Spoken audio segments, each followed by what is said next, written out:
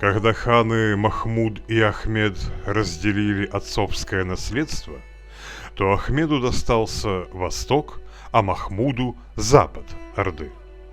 Махмуд, будучи старшим братом, считался верховным ханом.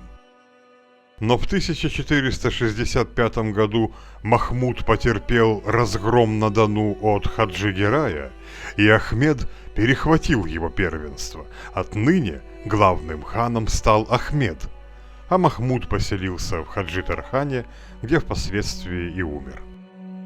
Как и его брат, Ахмед считал одной из важнейших задач вернуть под власть Орды независимое Крымское ханство.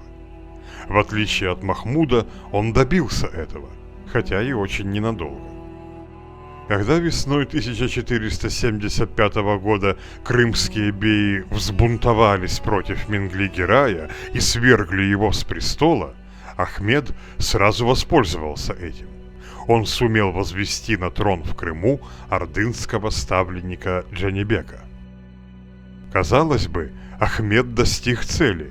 Орда вновь овладела Крымом. Но Джанибек продержался у власти лишь несколько месяцев.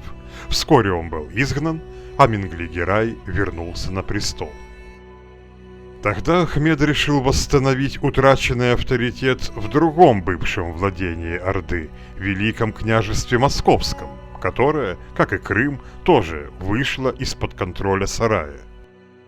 В 1480 году Ахмед организовал большой поход против Москвы, но великий князь Иван III загородил ему путь к своей столице. Так и не решившись вступить в бой, Ахмед повернул назад. Это событие, известное в летописях как «Стояние на реке Угре», в русской истории считается днем окончательного освобождения московского государства из-под золотоордынской власти. Своим успехом Москва была во многом обязана Менгли-Гераю, который, тоже стремясь освободиться от ордынской зависимости, заключил с Иваном III военный союз против Ахмеда. Вернувшись из неудачного похода, Ахмед распустил войско.